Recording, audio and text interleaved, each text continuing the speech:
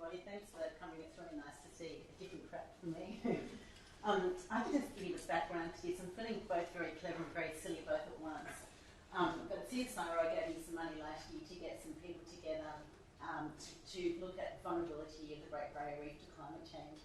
And so I got what I thought were the 10 best people in the world, well, in my world anyway, to come and do that. Josh was one of them, and we went off to France, and after the very first evening, Josh, after way too much wine, everybody decided they didn't want to do that paper after all. That was very ho-hum. What they wanted to do was this paper, to look at the cultural aspects of natural resources using the Great Barrier Reef as a case study. And I have to confess that even though the energy was just fabulous, it was such an exciting project or paper to discuss or to workshop through, I haven't had a chance to write it up. And I have to tell you, I'm about to go off for 7 months on sabbatical, so there's no option for me not to finish it. I have to do it now. But because it's been such a long time, I thought I'll use this opportunity to touch base with all of you, get your initial feedback, your thoughts, and then I can very efficiently write the paper up in very shortly. So there's quite a large range of authors there. So we've got the editors that were together in France, and the CellTemp team, who I hope you know this Matt here in the audience. But anyway, let me start. So this is really a topic that I'm not that familiar with. So I've got my little cheat sheets here. But I think the this has to be pointed here. No, where am I pointing it? I'll work. All right. So I think we need to start off by talking about the relationship between people and nature. People and nature are linked. They're fundamentally and intrinsically linked. And the condition of one is dependent on the other. So really, the condition of our own well-being, our own health, our own prosperity really depends on the condition of our natural resources. And the condition of our natural resources are, of course, completely dependent on how we manage and use our natural resources. The relationship is also very complex. And on the one hand, for example, we want to live in a beautiful, pristine environment. On the other hand, we want to use natural resources as much as we possibly can in order to enhance our own standard of living. And the two are obviously in contradiction.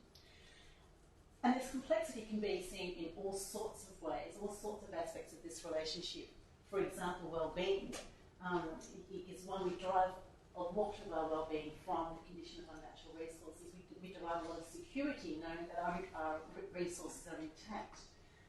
We have a lot of opportunities, income opportunities, recreational opportunities, opportunities to live in particular places because of the environment. We also get well-being in the way we're empowered. The way we manage, the way we control our resources gives us some input into our own future, and that gives us a sense of well-being as well. Nature gives a lot to our own health as well. Our health is dependent on the condition of our natural resources. And theories such as biophilia have taught us things like we have to be in nature in order to have our own mental well-being.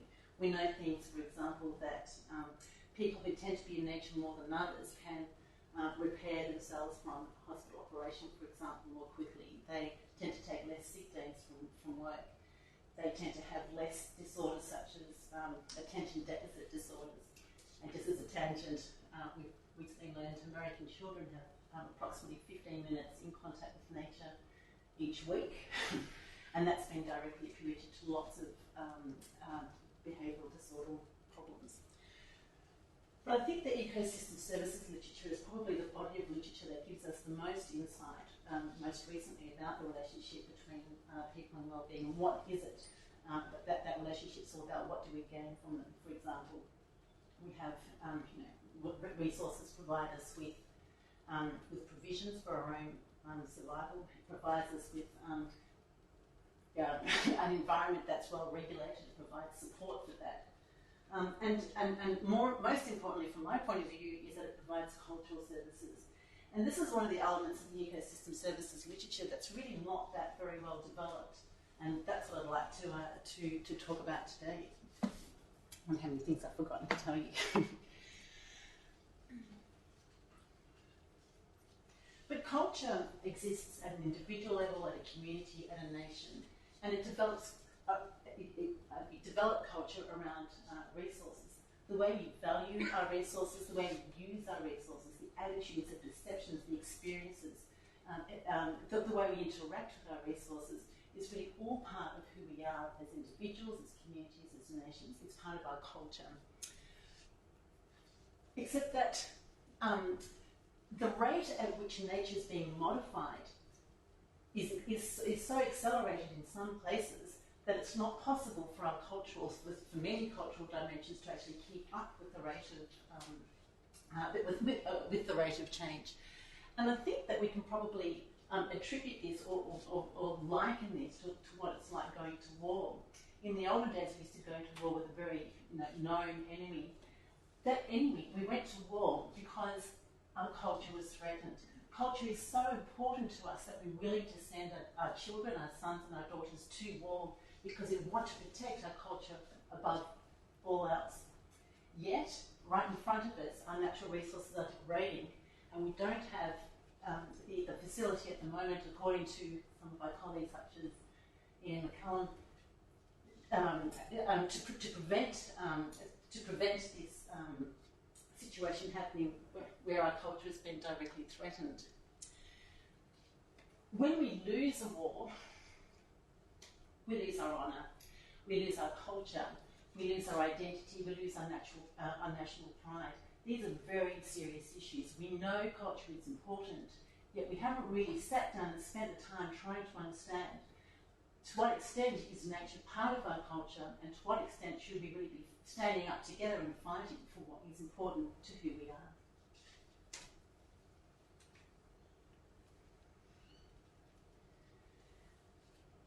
In very many ways, if we see that culture is that important, we really need to know what is it that we're likely to lose if we lose those environments that we're dependent on. Culture is important to maintain. What we did in France was propose what are the important elements to consider. What is it about culture that we're worried about losing? What's part of our culture that's dependent on the environment being intact, being in good condition? And this is the list that we came up with. The first one there you can see is identity. We have an individual identity, the way we personally interact with the natural resource. We have a national identity around, we're Australians, we have the Great Barrier Reef, we have Uluru, we have whatever other natural environments. We've got their Pride in World Heritage Area status. The amount of pride you have about having those resources is part of who we are, who you are potentially. The level of attachment you have to a place, to living in a place because of those natural resources is part of our culture. How we assess the aesthetic value of a place, how beautiful something is to us, that's part of our culture. Not everybody sees things similarly. The spiritual connection, the lifestyle that we enjoy around a natural resource is certainly very obviously part of our culture. Our sense of community, our heritage, value and our agency. These are all the sorts of things that we're worried about losing, that are potentially losable as resource conditions degrade. We think. So management is obviously a very important aspect. How we manage our natural resources is really fundamental to maintaining our own culture. To maintaining the culture that we have around an environment. Management is necessary, but obviously quite tricky. I just wanted to say here something which I've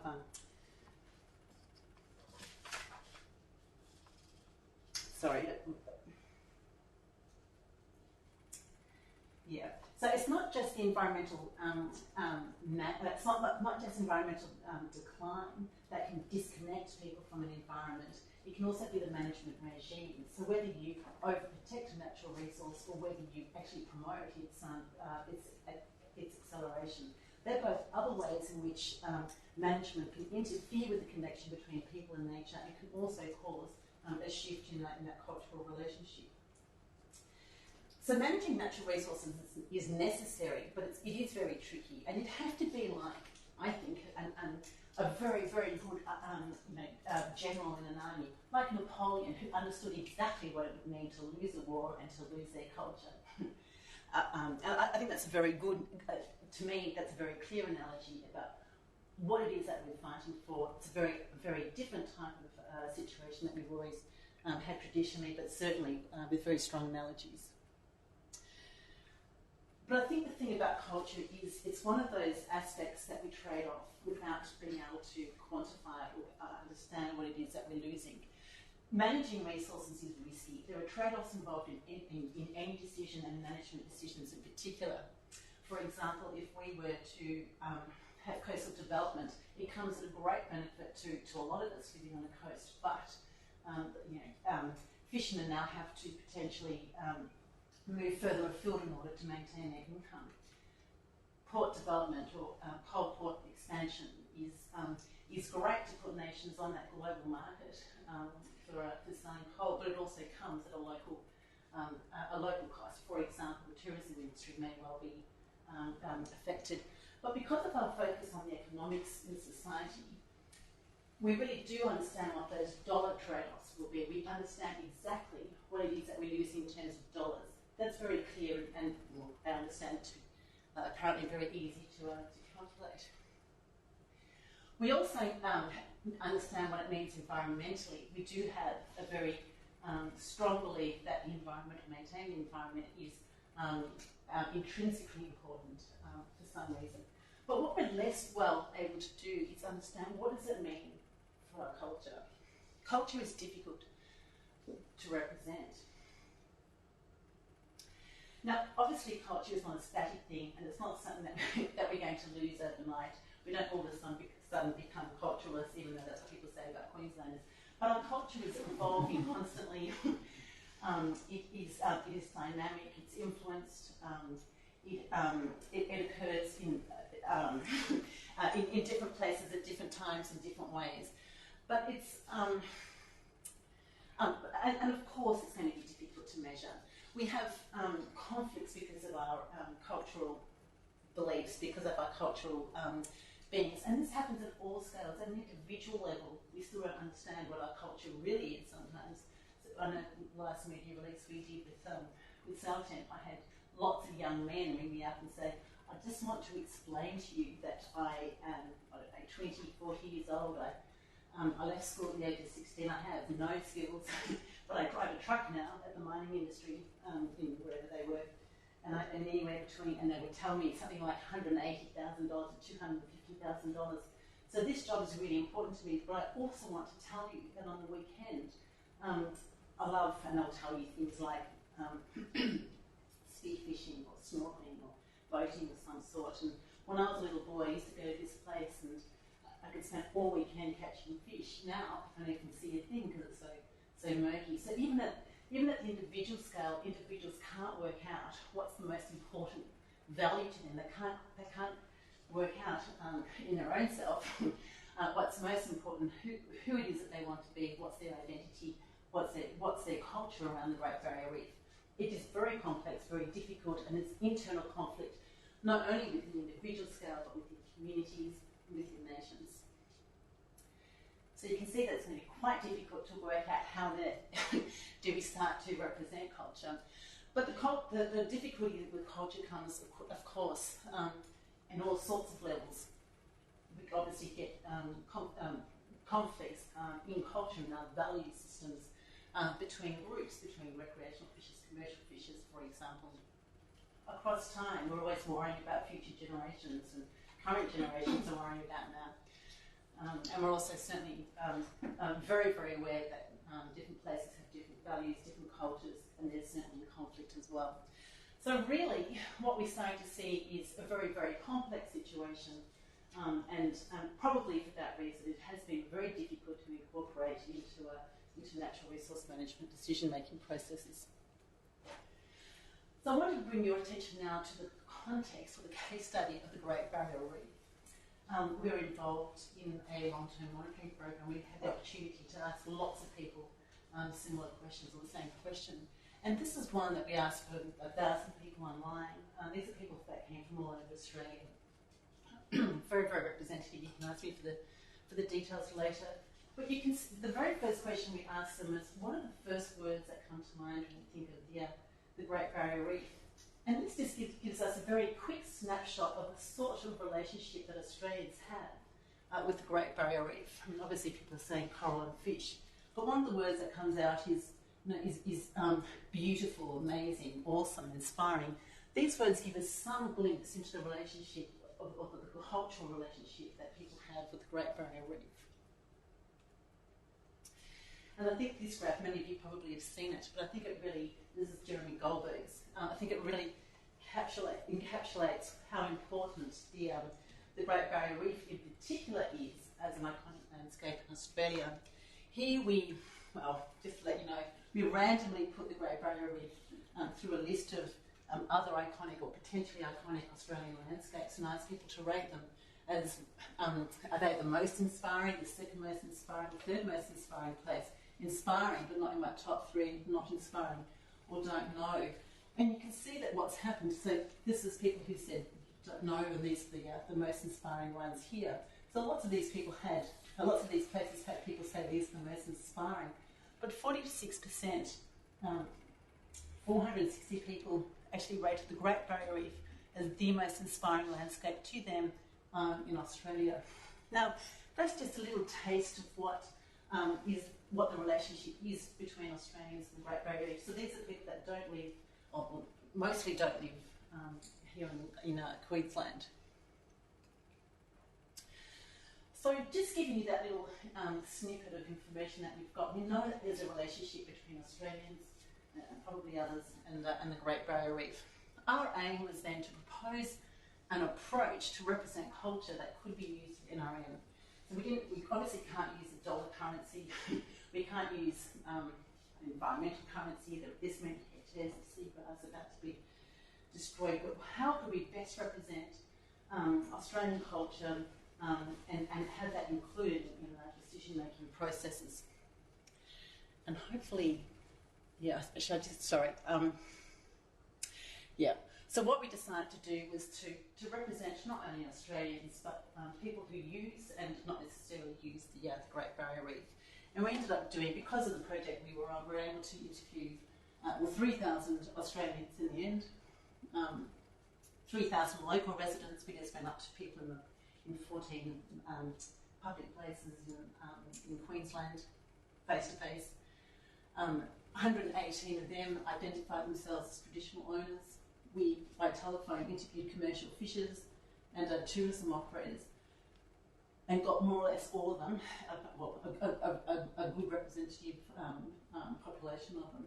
And then tourists, we were able to also get face-to-face in those 14 places. We went up to people and said, are you a tourist or are you a local? And from whichever one they were, we were able to give them a survey. So we're looking at about 8,000 surveys. And we know that's pretty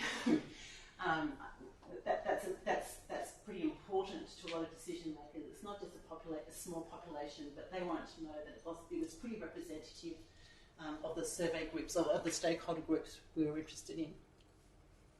Not that you need to go and get 8,000 surveys to find this out, but anyway. So I've got up here, so for our method, what we were really keen to do is to come up with something simple. This is something that we wanted politicians to be able to use, decision makers, non-scientists, lay people. We wanted people to be able to understand quite instinctively, or quite, we wanted it to resonate with who they were. We wanted them to see the results and say, I get that. and that was one of our biggest challenges. We didn't want to make it too hard. So that was our first challenge. Whether or not we've done that, we are quite keen to know. SALTEP is the Social Economic Long-Term Monitoring Program for the Great Barrier Reef. The methods for this are more or less that. But in sum, what we did is design a survey, and we used statements that we thought reflected those. There's 9 dimensions that we talked about earlier. I'll bring them up again in a moment. And ask people to agree or disagree with them on a 10-point scale. So we did a lot of experimenting with scales. Should it be an easy one, 1 to 5? Should it have a midpoint? But we ended up thinking that everyone understands a 10-point scale. At the time, I had a 5-year-old daughter, and she was able to get it instantly. On the scale of 1 to 10, how hungry are you? And it's an easy scale to understand, and we didn't want to give them each point for lots of reasons. We can talk about that. I think I've told you how we administered the survey. So some of them were face-to-face, some of them were telephone, some of them were online, depending on which stakeholder group we were trying to target. And the data analysis was meant to be simple. And I'll show you what we did. So these are the dimensions that we thought would be important for a politician or a decision maker of various sorts to get their head around when trying to understand how important the culture was around a particular resource. So, and these are the survey statements that we got. And in honesty, we did actually have lots and lots of survey questions. We ended up deciding that just one was enough. We didn't want to make it too complicated. Doing a factor analysis afterwards and sticking them all in one thing was not really something that anybody else was going to emulate it. We want it to be simple. Whether or not these are the right statements, who knows? But I think ultimately what we're trying to do is start that discussion, start that that entrance into the literature where people will start to challenge these sorts of questions and hopefully improve on them, and probably also on the actual dimensions themselves. So these are the sorts of questions that we asked in order to try and capture what is it about the Great Barrier Reef that defines who we are and what we are. And I just want to run through some results. I'm not going to go through them in too much detail. I actually want to leave a lot of time for discussion afterwards. But for example, we try to understand place attachment by answering the question, I live here because of the Great Barrier Reef. Obviously we couldn't ask national residents or tourists, that sort of question. So we certainly have a lot of missing data. But for example, we asked them on a 10-point scale, I live here because of the Great Barrier Reef. How strongly do you agree or disagree with it? So they could leave it blank if they wanted to. These are the people that strongly disagreed, all the ones, and these are the 10s up here, along here. These are the local residents, the fishers and the tourism operators for this example. The other ones aren't there. So you can see, for example, that locals, 11% of locals gave 10 out of 10 in that they live here because of the Great Barrier Reef. Fishermen obviously live here, or 33%. More fishers live here, and tourism operators live here because of the Great Barrier Reef. We did the same thing for identity. The Great Barrier Reef is part of my Australian identity. We did not necessarily ask that to tourists or international tourists. But you can see that national tourists, people who don't live here, 20% of them said 10 out of 10, the Great Barrier Reef is part of my Australian identity. Local people also gave 20%, with very, very similar numbers here. But you can see the distribution. There's quite equal distribution or variability amongst the locals. And I guess with all of them, fishers and tourists, 29% of fishers giving it 10 out of 10. And tourists, importantly, these are both domestic and international tourists, and you can see that some of them are saying, very, very high in spite of my identity, but we wouldn't expect, someone from France, for example, to rate highly on that. The next question was about the pride that you have in that World Heritage Area status. I feel proud the Great Barrier Reef is a World Heritage Area. So we found fishermen were particularly proud of that, as were the Australians. And I think I put this to remind me that we didn't actually just ask people to agree or disagree. We had some questions or some statements were positive, some were negative. Renee Tobin analysed this one and she's given it in the, she's reversed it. So we actually said, I do not feel proud that the Great Barrier Reef is a World Heritage Area, and 53% of people disagreed very strongly, 1 out of 10 on that one. The aesthetic beauty of the Great Barrier Reef is outstanding. Don't know where fishers have gone. You can see locals, tourism operators and tourists giving very, very high marks for the aesthetic appreciation of the Great Barrier Reef. We're still not too sure whether it ends above the water or below the water, but anyway. Oh, there's the fishes. I value the Great Barrier Reef because it supports a variety of life, such as fish and corals. We're not sure whether that's really the best way to describe spiritual connection, but we do want to get religious about this. We want to try and make it as basic as possible. So you can see very, very strong connection between all of those stakeholder groups, giving 10 out of 10, and the biodiversity aspects. Similarly with lifestyle, you can see very, very strong attraction to the lifestyle benefits associated with the Great Barrier Reef. And lifestyle really is, to me, I think, a very intrinsic one that we understand to be part of our culture. What we do in our everyday life really is a reflection of what our culture is. The sense of community, and we've tried to capture this on with this statement. I try to encourage other people to reduce their impacts on the Great Barrier Reef. So you can see, tourism operators, for example, have a very strong sense of community, if that's how you define community, or in that particular instance. Then we've got, oh dear, what have I done? Sorry.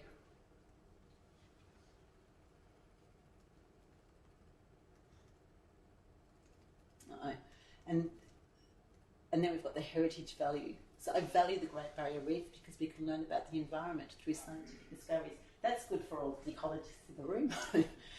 People really do value that aspect of the reef to a point where we really didn't expect that. We nearly didn't even ask the commercial fishers that question, but 29% of fishers gave it 10 out of 10.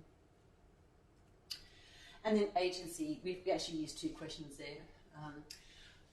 Agency is the empowerment you feel that you can control the future. How affected would you be? So it's not my responsibility to protect the Great Barrier Reef. I would not be personally affected if the health of the Great Barrier Reef was affected.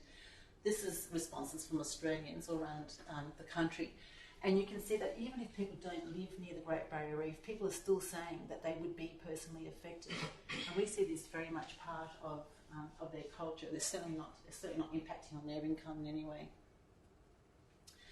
So that was just sort of detail that's important for context, I guess. We don't think that we want to use any of that data in the actual paper itself.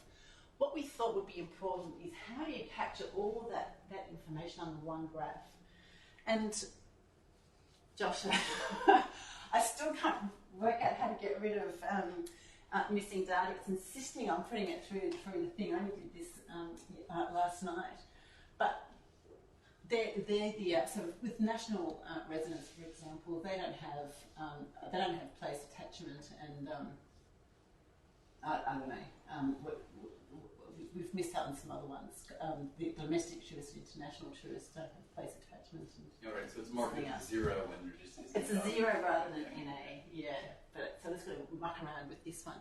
But I think the important message that we're trying to capture is that, for example, all stakeholder groups have very strong aesthetic appreciation. All of them have a strong spiritual connection. The sense of community is particularly high in the tourism operators. Heritage is really important, and I think we've got the traditional owners are coming out here. Not necessarily in heritage. Actually, the traditional owners are coming out very poorly for agency, which gives us a bit of confidence that the questions aren't too wacky. Identity is really strong for a lot, except for obviously international tourists, and less so for domestic tourists. There's a lot of pride in the World Heritage Area status, and place attachment is certainly dependent on where you live. This is really the diagram that we want to use to encapsulate the whole cultural connection that people have with the Great Barrier Reef. I'm certainly quite keen to know whether it works for you, whether it's a good and simple but effective way of communicating with policymakers. And I think, we go on, yeah.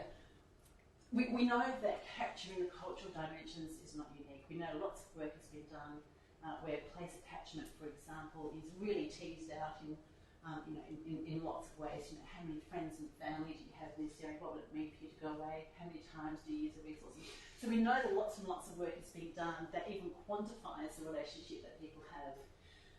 So we know that it's not unique in that way. What we've done is a very big overview, a very sort of rapid assessment in very many ways of what that cultural connection is.